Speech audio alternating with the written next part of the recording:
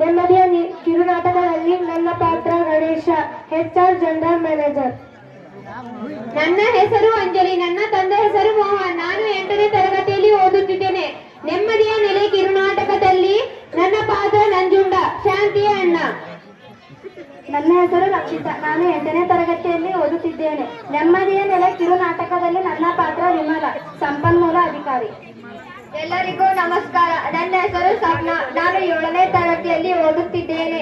ನೆಮ್ಮದಿಯ ನೆಲೆ ಕಿರುನಾಟಕದಲ್ಲಿ ನನ್ನ ಪಾತ್ರ ಸಂಪನ್ಮೂಲ ಅಧಿಕಾರಿ. ನಮಸ್ಕಾರ. ನನ್ನ ಹೆಸರು ಭುವನೇಶ್ವರಿ. ನನ್ನ ತಂದೆ ಹೆಸರು ಸಿದ್ದಪ್ಪ. ನಾನು 8ನೇ ತರಗತಿಯಲ್ಲಿ ಓದುತ್ತಿದ್ದೇನೆ. ನೆಮ್ಮದಿಯ ನೆಲೆ ಕಿರುನಾಟಕದಲ್ಲಿ ನನ್ನ ಪಾತ್ರ ರುದ್ರಮ್ಮ, ಶಾಂತಿಯ ಮಲತಾಯಿ. ಎಲ್ಲರಿಗೂ ನಮಸ್ಕಾರ. ನನ್ನ ಹೆಸರು ಚೈತನ್ಯ, ತಂದೆ ಮುರುಗಪ್ಪ. ನಾನು 8ನೇ ತರಗತಿಯಲ್ಲಿ ಓದುತ್ತಿದ್ದೇನೆ. ನೆಮ್ಮದಿಯ ನೆಲೆ ಕಿರುನಾಟಕದಲ್ಲಿ ನನ್ನ ಪಾತ್ರ ಶಾಂತಿ, ತಬ್ಬಲಿ ಯುವತಿ. ಎಲ್ಲರಿಗೂ ನಮಸ್ಕಾರ. ನನ್ನ ಹೆಸರು ಗಾಯತ್ರಿ. ತಂದೆ ಹೆಸರು ಚಂದ್ರಕಾಂತ್. ನಾನು 8ನೇ ತರಗತಿಯಲ್ಲಿ ಓದುತ್ತಿದ್ದೇನೆ. ನೆಮ್ಮದಿಯ ನೆಲೆ ಕಿರುನಾಟಕದಲ್ಲಿ ನನ್ನ ಪಾತ್ರ ನಿರ್ಮಲಾ, ಶಾಂತಿಯ ಗೆಳತಿ. ಎಲ್ಲರಿಗೂ ನಮಸ್ಕಾರ. ನನ್ನ ಹೆಸರು ಗೌರಿ. ನನ್ನ ತಂದೆ ಹೆಸರು ಭೀಮಾಶಂಕರ್. ನಾನು 8ನೇ ತರಗತಿಯಲ್ಲಿ ಓದುತ್ತಿದ್ದೇನೆ. ನನ್ನ ಪಾತ್ರ ಗೌರಿ, ಸಮಾಜ ಸೇವೆ.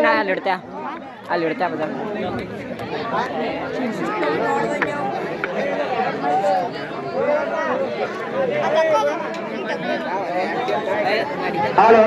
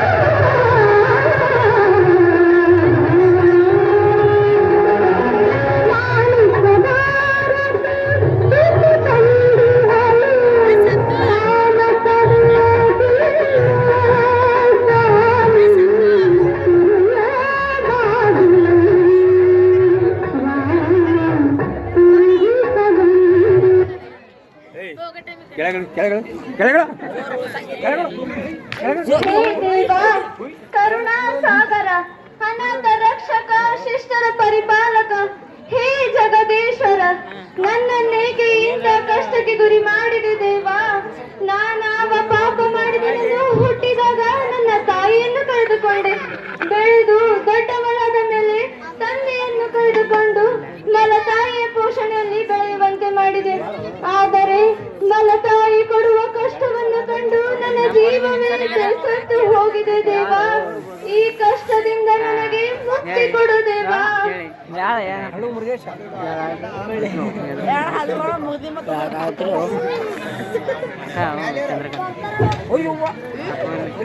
ಏ ಶಾಂತಿ, ಏನ್ ಮಾಡ್ತಾ ಇದೀಯ? ಮಾಡೋದಕ್ಕೆ ಬೇರೆ ಕೆಲ್ಸನೇ ಇಲ್ವಾ? ಅದು ಬಿಟ್ಟು ಮನೆ ಸಾರಿಸಿ ರಂಗೋಲಿ ಹಾಕಿ ದೇವರ ಪೂಜೆಯಲ್ಲಿ ಕುಳಿತು ಚಿಕ್ಕಮ್ಮ, ಬೆಳಗ್ಗೆ ಮನೆ ಸಾರಿಸಿ ರಂಗೋಲಿ ಹಾಕಿ ದೇವರನ್ನು ಪೂಜಿಸುವುದು ಒಳ್ಳೆಯ ಕೆಲಸವಲ್ಲವೇ? ಮನೆ ಸಾರಿಸಿ ರಂಗೋಲಿ ಹಾಕಿ ದೇವರನ್ನು ಪೂಜಿಸುವುದರಿಂದ ನಮ್ಮ ಹೊಟ್ಟೆ ತುಂಬುವುದೇನೆ? ಹೋಗಿ 4 ಮನೆ ಮುಸುರಿ ಸಿಕ್ಕಿದರೆ ಸ್ವಲ್ಪ ಅನ್ನವಾದರೂ ಸಿಗುತ್ತೆ. ನಿನಗೆ ಕೆಲಸವಿಲ್ಲದಿದ್ದರೆ ಊಟ ಯಾರಸ್ತಾರೆ ದಂಡ ಪಿಂಡ. ಚಿಕ್ಕಮ್ಮ, ನನ್ನ ಒಂದು ಹೊಟ್ಟೆ ಭಾರವಾಯಿತೆ ನಿಮಗೆ. ಅಪ್ಪ ತೀರಿದ ನಂತರ ನನಗೆ ಶಾಲೆ ಕಲಿಯಲು ಸಹ ಅವಕಾಶ ಕೊಡದೆ ಅರ್ಧಕ್ಕೆ ಬಿಡಿಸಿದ್ದೀರಿ. ಶಾಲೆಯಾದರೂ ಕಲಿತಿದ್ದರೆ ನಿಮಗೆ ಭಾರವಾಗದೆ ನನ್ನ ಕಾಲ ಮೇಲೆ ನಾನು ನಿಲ್ತಿದ್ದೆ. ಏನೇ ನನಗೆ ಎದುರು ವಾದಿಸುವಷ್ಟು ತಕ್ಕುವಂತ ನಿನಗೆ? ನಾನು ಎಷ್ಟೊಂದು ಪ್ರೀತಿಯಿಂದ ನಿನ್ನನ್ನು ನೋಡಿಕೊಂಡರೂ ಸಹ ನನಗೆ ಮಲತಾಯಿಯ ಪಟ್ಟ ಕಟ್ಟಿ ಚೆನ್ನಾಗಿ ನೋಡಿಕೊಳ್ಳುವುದಿಲ್ಲ ಅಂತ ಊರ್ ಜನರ ಮುಂದೆ ಹೇಳಿದೀಯಂತಲ್ಲ. ಇನ್ಮುಂದೆ ಈ ಮನೆಯಲ್ಲಿ ಜಾಗವಿಲ್ಲ, ಹೊರಟು ಹೋಗು. ಇಲ್ಲಿಂದ ಎಲ್ಲಾದರೂ ಹೊರಗೆ ಹೋಗು. ಅಯ್ಯೋ ಚಿಕ್ಕಮ್ಮ, ನೀವು ಹೀಗೆ ಹೇಳಿದರೆ ನಾನೆಲ್ಲಿಗೆ ಹೋಗಲಿ? ನನಗಾರು ದಿಕ್ಕು. ದಯವಿಟ್ಟು ನನ್ನ ಮೇಲೆ ಕರುಣೆ ತೋರು ಚಿಕ್ಕಮ್ಮ.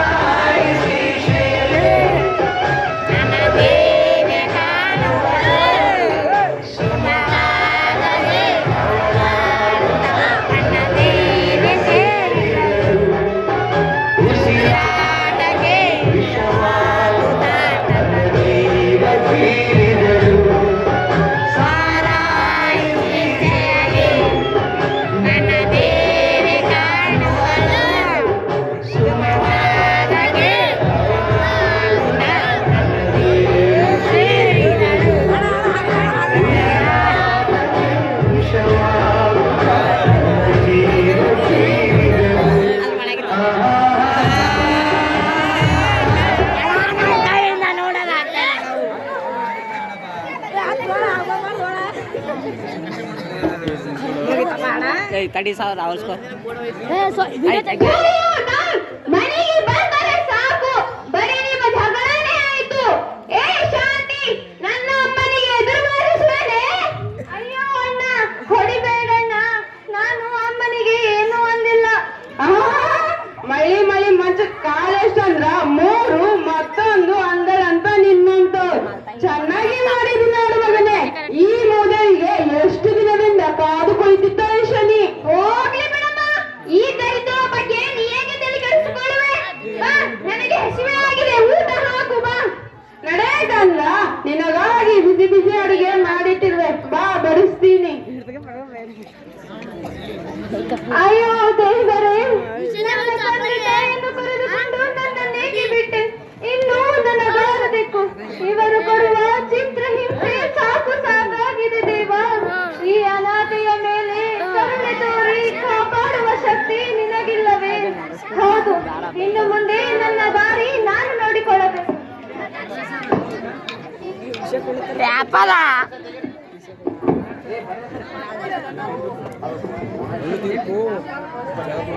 ದೇವ, ಈ ಅನಾಥೆಯ ಮೇಲೆ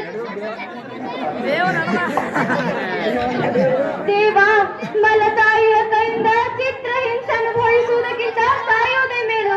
ಅದಕ್ಕಾಗಿ ನನಗೊಳಿಸಿರುವುದು ಒಂದೇ ಮಾರ್ಗ, ಆತ್ಮಹತ್ಯೆ. ಹೌದು, ಆತ್ಮಹತ್ಯೆ. ಏ ಶಾಂತಿ, ಶಾಂತಿ, ಇದೇನು ಮಾಡುತ್ತಿರುವೆ? ನಿನಗೇನಾದರೂ ತಲೆ ಕೆಟ್ಟಿದೆಯಾ? ಹೋಗಿ ನೀನು ಆತ್ಮಹತ್ಯೆ ಮಾಡಿಕೊಳ್ಳುವುದೇ? ನಿರ್ಮಲಾ ನನ್ನನ್ನು ಏಕೆ ಬದುಕಿಸಿದೆ? ನಿರ್ಮಲಾ ಏಕೆ ಬದುಕಿಸಿದೆ? ನನಗೆ ಜೀವನವೇ ಸಾಕಾಗಿ ಹೋಗಿದೆ.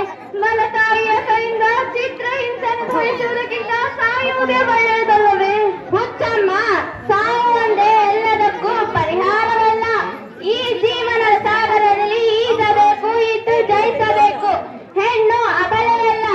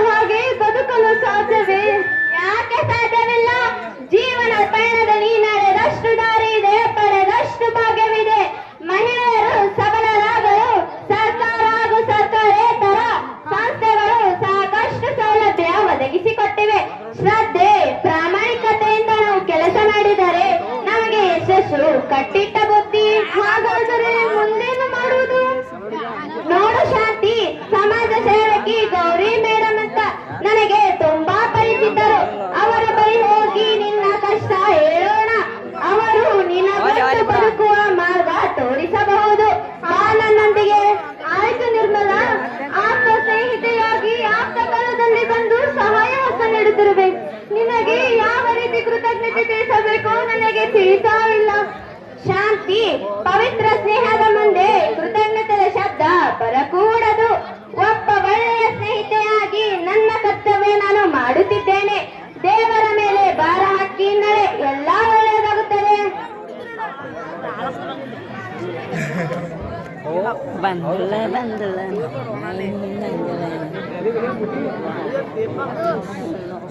ಪೇಪರ್ ಮೆಣಸಿನ ಪೇಪರ್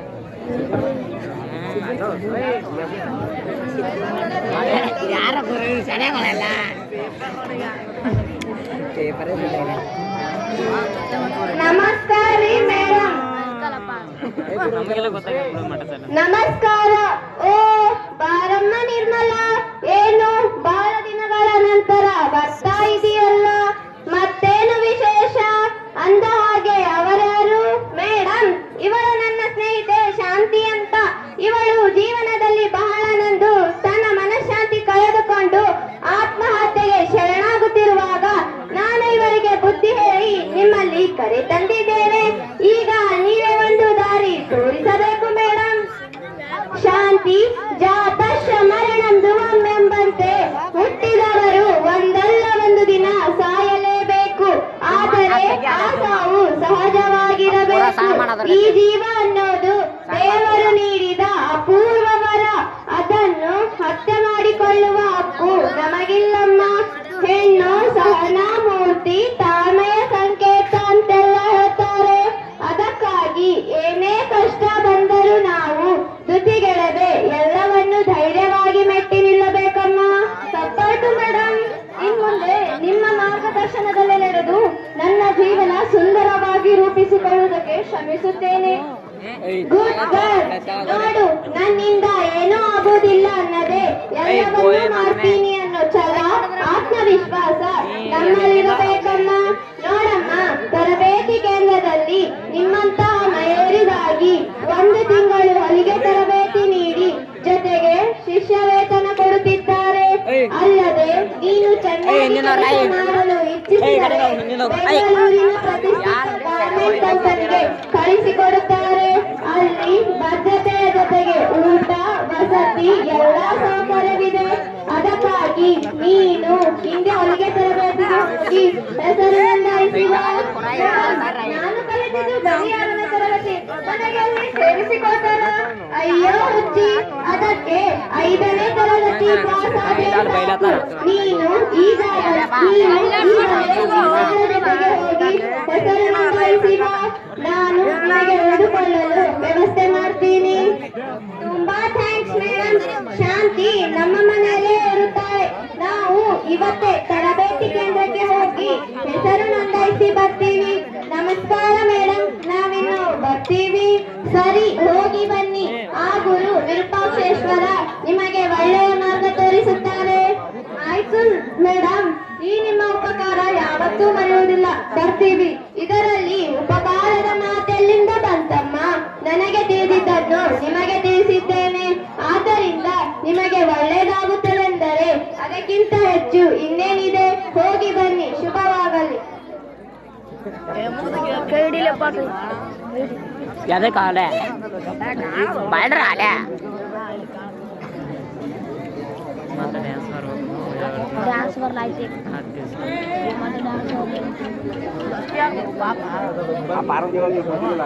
ಶಾಂತಿ ಮಗು, ಶಾಂತಿ ತಂಗಿ, ಶಾಂತು ತಂಗಿ.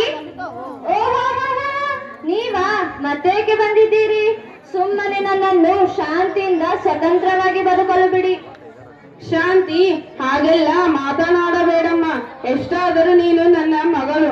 ನೀನು ಹೊಲಿಗೆ ತರಬೇತಿ ಮುಗಿಸಿ ಕೆಲಸಕ್ಕಾಗಿ ಬೆಂಗಳೂರಿಗೆ ಹೋಗುತ್ತಿರುವ ವಿಷಯ ಕೇಳಿ ತುಂಬಾ ಸಂತೋಷವಾಯ್ತು. ಹೌದು, ಅದಕ್ಕೇನೀಗ?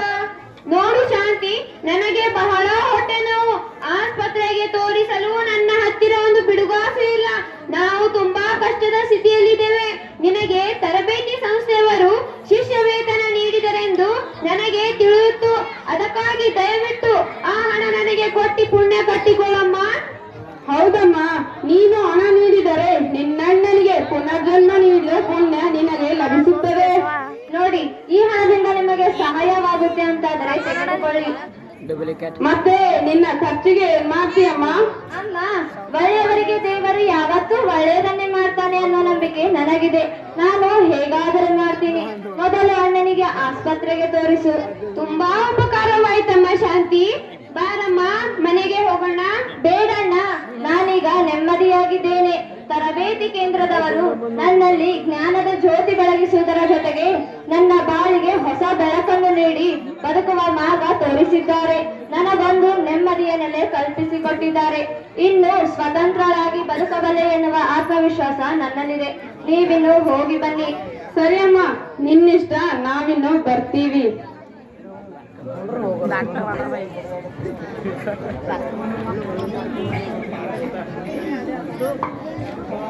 ನಮಸ್ತೆ ಜಯ ಮೇಡಮ್. ನಮಸ್ಕಾರ ವಿಮಲಾ ಮೇಡಮ್. ಜಯ ಮೇಡಮ್, ಶಾಂತಿ ಅನ್ನೋ ಹುಡುಗಿ ಕೆಲಸ ಮಾಡ್ತಿದ್ದಾಳೆ. ಚೆನ್ನಾಗಿ ಕೆಲಸ ಮಾಡುತ್ತಿದ್ದಾಳೆ ಮೇಡಮ್. ಅಷ್ಟೇ ಬುದ್ಧಿವಂತೆ ಕೂಡ. ಕೆಲಸಕ್ಕೆ ಬಂದ ತಿಂಗಳಲ್ಲಿ ಟ್ರೈನಿಂಗ್ ಸೆಕ್ಷನ್ ಇಂದ ಟೇಲರಿಂಗ್ ವಿಭಾಗಕ್ಕೆ ಪ್ರಮೋಟ್ ಆಗಿ ಎಲ್ಲರೊಂದಿಗೆ ಹೊಂದಾಣಿಕೆಯಿಂದ ಕೆಲಸ ಮಾಡುತ್ತಾ ನಮ್ಮ ಕಂಪನಿಯಲ್ಲಿ ಒಬ್ಬಳಾಗಿ ಬಿಟ್ಟಿದ್ದಾಳೆ. ಪ್ರೊಡಕ್ಷನ್ ಸಹ ಚೆನ್ನಾಗಿ ನೀಡುತ್ತಿದ್ದಾಳೆ. ಹೌದಾ, ತುಂಬಾ ಸಂತೋಷ. ಅಂದ ಹಾಗೆ ಅವಳ ಸ್ವಭಾವ? ವಿಮಲಾ ಮೇಡಮ್, ಅವಳ ಸ್ವಭಾವ ಅಪರಂಜಿ ಚಿನ್ನ. ಅವಳಲ್ಲಿನ ಆ ನಯ ವಿನಯ ಸಂಸ್ಕಾರಭರಿತ ಮಾತುಗಳು ನಮ್ಮೆಲ್ಲರನ್ನು ಮೂಕವಿಸ್ಮೃತರನ್ನಾಗಿ ಮಾಡಿದೆ. ಅವಳ ಕೆಲಸವೂ ಕೂಡ ಅಷ್ಟೇ ನೀಟಾಗಿದೆ. ಹೌದು, ಅಂತ ಶಿಸ್ತುಬದ್ಧ ವ್ಯಕ್ತಿಗಳೇ ಆದಷ್ಟು ಬೇಗ ಉನ್ನತ ಸ್ಥಾನ ತಲುಪಲು ಸಾಧ್ಯ. ಸತ್ಯವಾದ ಮಾತು ಹೇಳಿದ್ದೀರಿ ಮೇಡಮ್. ಯಾವಾಗಲೂ ಹಸನ್ಮುಖಿಯಾಗಿ ಕೆಲಸದಲ್ಲಿ ಬೇಸರ ಮೂಡಿಸಿಕೊಳ್ಳದೆ ಪಾದರಸದಂತೆ ಕೆಲಸ ಮಾಡುವ ಅವಳ ಕಾರ್ಯ ವೈಖರಿಗೆ ಮೆಚ್ಚಿ GM ಸರ್ ಅವರು ಅವಳನ್ನು 3 ತಿಂಗಳ ಹಿಂದೆ ಕಟಿಂಗ್ ಸೆಕ್ಷನ್ಗೆ ಪ್ರಮೋಟ್ ಮಾಡಿದ್ದಾರೆ. ಹಾ, ಅಂದ ಹಾಗೆ ವಾರದ ಹಿಂದೆ ಒಂದು ವಿನೂತನ ಶೈಲಿಯ ಡಿಸೈನ್ ಡ್ರೆಸ್ ಕಟ್ ಮಾಡಿರೋದು ಅದೇ ಶಾಂತಿನೇ ಮೇಡಮ್. ಸದ್ಯ ಆ ಡ್ರೆಸ್ಗೆ ವಿದೇಶಿಯ ಮಾರುಕಟ್ಟೆಯಲ್ಲಿ ಬಹಳ ಬೇಡಿಕೆ ಇದೆ ಅಂತೆ. ಅದಕ್ಕೆ ನಮ್ಮ ಕಂಪನಿಗೆ ಬಹಳ ಆರ್ಡರ್ ಸಹ ಬಂದಿವೆ. ಕೆಲಸಗಾರರು ಅಂದ್ರೆ ಹೀಗಿರಬೇಕು. ತಮ್ಮಲ್ಲಿದ್ದ ಪ್ರತಿಭೆಯನ್ನು ಅವಕಾಶ ಸಿಕ್ಕಾಗ ಹೊರ ಹಾಕುವ ಮೂಲಕ ತಾವು ಬೆಳೆಯಬೇಕು, ಜೊತೆಗೆ ಕಂಪನಿಗೂ ಬೆಳೆಸಬೇಕು ಅಲ್ಲವೇ? ಹಾ, ಅಂದ ಹಾಗೆ ಜಯ ಅವರೇ, ಸ್ವಲ್ಪ ಶಾಂತಿಯನ್ನು ಕರೆಸ್ತೀರಾ? ಮೇಡಮ್, ಇಲ್ಲಿಯವರೆಗೂ ಒಂದೇ ಒಂದು ರಜೆ ಪಡೆಯದ ಶಾಂತಿ ತಾವು ಲೀವ್ ನಲ್ಲಿದ್ದಾಗ ತಣ್ಣೂರಿಗೆ ಹೋದವಳು ಇನ್ನೂ ಬಂದಿಲ್ಲ. ಇನ್ನೂ ಬಂದಿಲ್ವಾ? ಕಾರಣ? ಅವರಮ್ಮ ಹೃದಯ ಸಮಸ್ಯೆಯಿಂದ ಬಳಲುತ್ತಿದ್ದಾರಂತೆ. ಅದಕ್ಕಾಗಿ ಚಿಕಿತ್ಸೆ ಕೊಡಿಸುವುದಾಗಿ ಹೇಳಿ ಹೋಗಿದ್ದಾಳೆ. ಹೃದಯ ಸಮಸ್ಯೆನ? ಅಯ್ಯೋ, ಅಲ್ಲಿ ಇಲ್ಲಿ ಏಕೆ ಚಿಕಿತ್ಸೆ ಕೊಡಿಸಬೇಕು? ಅವರ ESI ಕಾರ್ಡ್ ಮೇಲೆ ಉಚಿತ ಚಿಕಿತ್ಸೆ ಕೊಡಿಸಬಹುದಾಗಿತ್ತಲ್ಲ. ಅದೇ ವಿಷಯವನ್ನು ಹೇಳಿದ್ದೇನೆ ಮೇಡಮ್. ಅದಕ್ಕಾಗಿ ಅವರನ್ನು ಇಲ್ಲಿಯೇ ಕರೆತಂದು ಚಿಕಿತ್ಸೆ ಕೊಡಿಸುತ್ತಿದ್ದಾಳೆ. ಈಗ ಸ್ವಲ್ಪ ಆರಾಮವಾಗಿದ್ದಾರಂತೆ. ಇಂದು ಕೆಲಸಕ್ಕೆ ಬರ್ತೀನಂತ ಹೇಳಿದ್ದಾಳೆ. ನೋಡಿದೆ ಜಯ, ಶಾಂತಿ ಅದು ಎಂಥ ಉದಾರ ಮನಸ್ಸು. ತನ್ನ ಮಲತಾಯಿ ಅಷ್ಟು ಕಷ್ಟ ಕೊಟ್ಟರು ಸಹ ಅದನ್ನು ಮರೆತು ತಾಯಿಗೆ ಚಿಕಿತ್ಸೆ ಕೊಡಿಸಿ ಮಾನವೀಯತೆ ಮೆರೆದಿದ್ದಾರೆ. ನಿಜಕ್ಕೂ ಗ್ರೇಟ್ ಅಲ್ವಾ? ಹೌದು ಮೇಡಮ್, ಇಂದಿನ ಕಾಲದಲ್ಲಿ ಇಂಥವರು ತೀರಾ ವಿರಳ. ಅಗೋ, ಶಾಂತಿನೇ ಬಂದ್ಲು ನೋಡಿ. ನಮಸ್ಕಾರ ಮೇಡಮ್. ನಮಸ್ಕಾರ. ನಮಸ್ಕಾರ. ಬಾರಮ್ಮ ಶಾಂತಿ, ನಿನ್ನ ವಿಷಯನೇ ಮಾತಾಡ್ತಾ ಇದ್ವಿ. ನಿನ್ನ ತಾಯಿಯವರ ಆರೋಗ್ಯ ಸ್ಥಿತಿ ಹೇಗಿದೆ? ಪರವಾಗಿಲ್ಲ ಮೇಡಮ್. ESI ಆಸ್ಪತ್ರೆಯಲ್ಲಿ ಒಳ್ಳೆ ಚಿಕಿತ್ಸೆ ನೀಡಿದ್ದರಿಂದ ಅಮ್ಮ ಈಗ ಸುಧಾರಿಸಿದ್ದಾಳೆ. ಎಲ್ಲ ಈ ಕಂಪನಿಯ ಋಣ ಮೇಡಮ್. ಹುಚ್ಚಮ್ಮ, ಹಾಗೆಲ್ಲ ಮಾತನಾಡಬಾರದು. ಕಂಪನಿಯ ಕೆಲಸಗಾರರಿಗೆ ಇಂಥ ಕಷ್ಟದ ಪರಿಸ್ಥಿತಿಯಲ್ಲಿ ಉಪಯೋಗವಾಗಲಿ ಅಂತಲೇ ಪ್ರಾವಿಡೆಂಟ್ ಫಂಡ್ ಹಾಗೂ ESI ಸೌಲಭ್ಯ ಒದಗಿಸಿರುತ್ತಾರೆ. ಅದನ್ನು ನಾವು ಸದ್ಬಳಕೆ ಮಾಡಿಕೊಳ್ಳಬೇಕಷ್ಟೇ. ಹೌದಮ್ಮ, ನೀನು ಕಂಪನಿ ಏಳಿಗೆಗೆ ನಿಷ್ಠೆಯಿಂದ ದುಡಿಯುತ್ತೇವೆ ಅಂದಮೇಲೆ ಋಣದ ಮಾತು ಬರಲಾರದು. ಕಾರ್ಮಿಕರ ಕಲ್ಯಾಣ ಬಯಸುವುದೇ ಕಂಪನಿಗಳ ಮೂಲ ಉದ್ದೇಶ. ಹೋಗು, ಆಸ್ಪತ್ರೆಗೆ ಹೋಗಿ ಅಮ್ಮನ ಕಡೆ ಗಮನ ಕೊಡು. ಇಲ್ಲ ಮೇಡಮ್, ಅಮ್ಮನ ನೋಡಿಕೊಳ್ಳಕ್ಕೆ ಅಣ್ಣ ಇದ್ದಾನೆ. ನಾನು ಕೆಲಸ ಮಾಡ್ತೀನಿ. ಕೆಲಸ ಮುಗಿಸಿಕೊಂಡು ಸಾಯಂಕಾಲ ಆಸ್ಪತ್ರೆಗೆ ಹೋಗ್ತೀನಿ. ಓಕೆ, ಅಷ್ಟೇ ಮಾಡು. ಅಂದ ಹಾಗೆ ಶಾಂತಿ, ನೀನು ತಯಾರಿಸಿದ ಹೊಸ ಮಾದರಿಯ ಡ್ರೆಸ್ಗೆ ವಿದೇಶ ಮಾರುಕಟ್ಟೆಯಲ್ಲಿ ತುಂಬಾ ಬೇಡಿಕೆ ಇದೆ ಅಂತೆ. ಅದಕ್ಕಾಗಿ ನಮ್ಮ ನಿರೀಕ್ಷೆಗೂ ಮೀರಿದ ಆರ್ಡರ್ ಬಂದಿದೆ. ತುಂಬಾ ಥ್ಯಾಂಕ್ಸ್ ಮೇಡಮ್. ಇದರಲ್ಲಿ ನನ್ನೊಬ್ಬಳ ಪರಿಶ್ರಮ ಅನ್ನೋದಕ್ಕಿಂತ ನನ್ನೆಲ್ಲ ಸಹೋದ್ಯೋಗಿಗಳ ಪ್ರೋತ್ಸಾಹ ಮತ್ತು ನಿಮ್ಮೆಲ್ಲರ ಸಹಕಾರ ಎಂದರೆ ತಪ್ಪಾಗಲಾರದು. ಸರಿ ಮೇಡಮ್, ಕೆಲಸಕ್ಕೆ ಟೈಮ್ ಆಯ್ತು, ನಾನಿನ್ನು ಬರ್ತೀನಿ. ನೋಡ್ತೀರಾ ವಿಮಲಾ ಮೇಡಮ್, ಈ ಹುಡುಗಿಯಲ್ಲಿ ಅದೆಂತಹ ಸಮಯ ಪ್ರಜ್ಞೆ ಇದೆ ಅಂತ. ಕೆಲಸಕ್ಕೆ ಹಾಜರಾಗಲು ಇನ್ನು 10 ನಿಮಿಷ ಕಾಲಾವಕಾಶ ಇರುವಾಗಲೇ ಹೊರಟು ಬಿಟ್ಟಳು. ಇದಕ್ಕೆ ಅಂತಾರೆ ಸಮಯ ಪಾಲನೆ ಅಂತ. ಇಂಥ ಸಮಯ ಪ್ರಜ್ಞೆ ಪ್ರತಿಯೊಬ್ಬ ಕೆಲಸಗಾರರಲ್ಲೂ ಬರಬೇಕು ಜಯ. ಅಂದಾಗ ಮಾತ್ರ ನಮಗೆ ಅನ್ನ ನೀಡುವ ಕಂಪನಿ ಸುಧಾರಣೆಯಾಗಲು ಸಾಧ್ಯ. ಶಿಸ್ತು, ಸಮಯ ಪ್ರಜ್ಞೆ, ಪ್ರಾಮಾಣಿಕತೆ ಈ ಮೂರನ್ನು ಯಾರು ತಮ್ಮ ಜೀವನದಲ್ಲಿ ಅಳವಡಿಸಿಕೊಳ್ಳುತ್ತಾರೋ ಅಂತವರು ಏನು ಬೇಕಾದರೂ ಸಾಧನೆ ಮಾಡಬಹುದಲ್ಲವೇ? ಸತ್ಯವಾದ ಮಾತು ಮೇಡಮ್. ಇದಕ್ಕೆ ನಮ್ಮ ಶಾಂತಿನೇ ಮಾದರಿ. ಸರಿ ನಡೆಯರಿ ಹೋಗೋಣ. ಸಿಸ್ಟಮ್ ಪಾಡ್ದಂಗೆ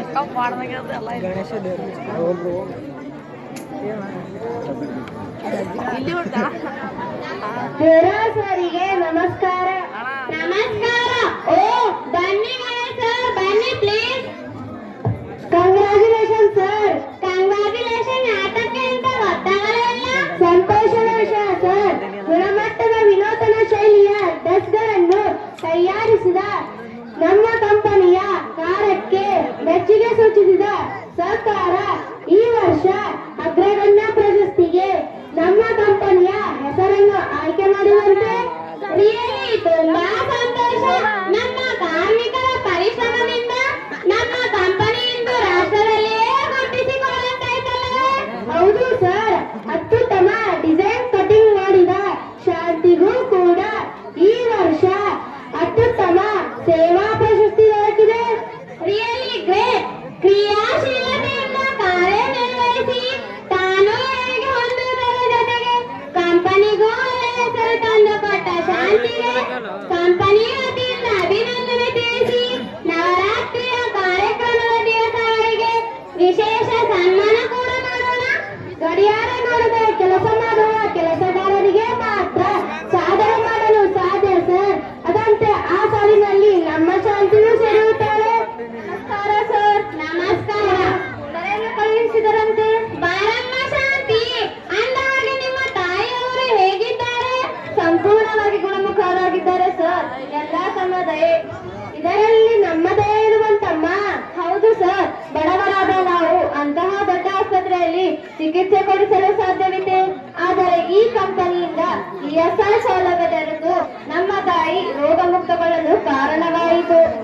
ಈ ಉಪಕಾರ ಸ್ಮರಣೆ ಕೆಲಸಗಾರರಲ್ಲಿ ಯಾವತ್ತಿರಬೇಕಮ್ಮ. ಅಂದ ಹಾಗೆ ನಿನಗೊಂದು ಹ್ಯಾಪಿ ನ್ಯೂಸ್. ಏನ್ ಸರದು? ನೋಡಮ್ಮ, ನೀನು ತಯಾರಿಸಿದ ವಿನೂತನ ಶೈಲಿ ಡ್ರೆಸ್ಗೆ ಅತ್ಯುತ್ತಮ ಪ್ರಶಸ್ತಿ ದೊರಕಿದೆ. ಮೇಲಾಗಿ ನಮ್ಮ ಕಂಪನಿಗೂ ಕೂಡ ಈ ವರ್ಷ ಅಗ್ರಗಣ್ಯ ಪ್ರಶಸ್ತಿ ಲಭಿಸಿದೆ. ತುಂಬಾ ಸಂತೋಷ ಸರ್. ನಾವು ಶ್ರಮ ಪಟ್ಟಿದ್ದಕ್ಕೂ ಇಂದು ಸಾರ್ಥಕವಾಯಿತು. ನೋಡಮ್ಮ ಶಾಂತಿ, ನಿಮ್ಮ ಪರಿಶ್ರಮದಿಂದ ಕಂಪನಿಗೂ ಒಳ್ಳೆಯ ಹೆಸರು ಜೊತೆಗೆ ಲಾಭನೂ ಬಂದಿದೆ. ಅದಕ್ಕಾಗಿ ಕಂಪನಿ ವತಿಯಿಂದ ನಿನಗೆ ಸನ್ಮಾನ ಮಾಡಬೇಕಂತ ತೀರ್ಮಾನಿಸಿದ್ದೇವೆ ಸರ್. ಸನ್ಮಾನಿಸಿಕೊಳ್ಳುವಷ್ಟು ಸಾಧನೆ ನಾನಿನ್ನು ಮಾಡಿಲ್ಲ. ಸಾಗರದಷ್ಟು ಇದ್ದಲ್ಲಿ ಸಾಸಿವೆಯಷ್ಟು ಮಾಡಿದ್ದೇನೆ. ಇದು ಸಾಧನೆಯಲ್ಲ, ಕರ್ತವ್ಯ. ಸಾಧಿಸಬೇಕಾದದ್ದು ಇನ್ನು ಸಾಕಷ್ಟಿದೆ. ಒಟ್ಟಿನಲ್ಲಿ ಕಂಪನಿಯ ಗೌರವ ಸಿಕ್ಕರೆ ನಮಗೂ ಕೂಡ ಗೌರವ ಸಿಕ್ಕಂತೆ. ನನಗಷ್ಟೇ ಸಂತೋಷ. ಹಾಗಲ್ಲಮ್ಮ, ಉತ್ತಮ ಕೆಲಸಗಾರರನ್ನು ಗುರುತಿಸಿ ಪ್ರೋತ್ಸಾಹಿಸುವುದು ನಮ್ಮ ಕಂಪನಿಯ ಧರ್ಮ ಸರ್. ನಮ್ಮ ಪೂಜ್ಯರಾದ ರೇವಣಸಿದ್ಧ ಶಿವಾಚಾರ್ಯರವರು ಒಂದೆಡೆ ಹೇಳ್ತಾರೆ, ಶಾಲು ಹೊದಿಸುವುದಕ್ಕಿಂತ ಹಾಲು ಕುಡಿಸಿರಯ್ಯ, ಹಾರ ಹಾಕುವುದಕ್ಕಿಂತ ಆಹಾರ ಹಾಕಿರಯ್ಯ, ಸನ್ಮಾನಿಸುವುದಕ್ಕಿಂತ ಸಮಾನತೆಯಿಂದ ಕಾಣಿರಯ್ಯ ಅಂತ. ಅದೇ ರೀತಿ ಕಂಪನಿ ನಮಗೆ ಹಾಲು ಕುಡಿಸಿ ಆಹಾರ ಹಾಕಿ ಸಮಾನತೆಯಿಂದ ಕಾಣುತ್ತಿದೆ. ಇದಕ್ಕಿಂತ ಹೆಚ್ಚಿನ ಭಾಗ್ಯ ನನಗೇನು ಬೇಕು ಸರ್? ನನಗೇನಾದರೂ ಮಾಡಬೇಕು ಎನ್ನುವ ಇಚ್ಛೆ ನಿಮ್ಮಲ್ಲಿದ್ದರೆ ದಯವಿಟ್ಟು ನನ್ನಣ್ಣನಿಗೊಂದು ಕೆಲಸ ಕೊಟ್ಟು ಪುಣ್ಯ ಕಟ್ಟಿಕೊಳ್ಳಿ ಸರ್, ಪ್ಲೀಸ್. ಎಂತಹ ವಿಶಾಲವಾದ ನಮ್ಮ ನಿನ್ನದು. ರಿಯಲಿ ಗ್ರೇಟ್ ಶಾಂತಿ, ರಿಯಲಿ ಗ್ರೇಟ್. ನಿನ್ನಲ್ಲಿರುವ ಈ ಉದಾರಗಳು ನಿನ್ನನ್ನು ಉತ್ತಮ ಶಿಖರಕ್ಕೆ ಏರಿಸಿದೆ. ಆಯ್ತು, ನಿನ್ನ ಅಣ್ಣನಿಗೆ ಕೆಲಸ ಕೊಡಿಸುವ ಜವಾಬ್ದಾರಿ ನನ್ನದು. ಹೋಗಿ ಬಾ, ಶುಭವಾಗಲಿ. Thank you sir. ನನ್ನಂತ ಬಡ ಅಬಲೆ ಮಹಿಳೆಯರಿಗೆ ಈ ಗಾರ್ಮೆಂಟ್ ಉದ್ಯೋಗ ವರದಾನವಿದ್ದಂತೆ. ಯಾಕೆಂದರೆ ನಾನು ಜೀವನದಲ್ಲಿ ನೊಂದು ಬೆಂದು ಬಳಲಿ ಬೆಂಡಾಗಿ ಕೊನೆಗೆ ದಾರಿ ಕಾಣದೆ ಆತ್ಮಹತ್ಯೆಗೆ ಶರಣಾಗುವ ಪರಿಸ್ಥಿತಿ ಬಂದಾಗ ನನಗೆ ಮತ್ತೆ ಬದುಕಬೇಕೆನ್ನುವ ಸ್ಫೂರ್ತಿ ನೀಡಿದ್ದು ಈ ಹೊಲಿಗೆ ಕಸಬು. ನನಗೆ ಪುನರ್ಜನ್ಮ ನೀಡಿದ ಈ ಕೆಲಸಕ್ಕೆ ನಾನು ಜೀವನಾಪೂರ್ತಿ ಋಣಿಯಾಗಿರ್ತೀನಿ. ನನ್ನಂತೆ ಸಾಕಷ್ಟು ಜನ ಮಹಿಳೆಯರು ಜೀವನದಲ್ಲಿ ಜಿಗುಪ್ಸೆ ಹೊಂದಿ ಬದುಕು ಮುಗೀತು ಅಂತ ತಿಳ್ಕೋಬಾರ್ದು.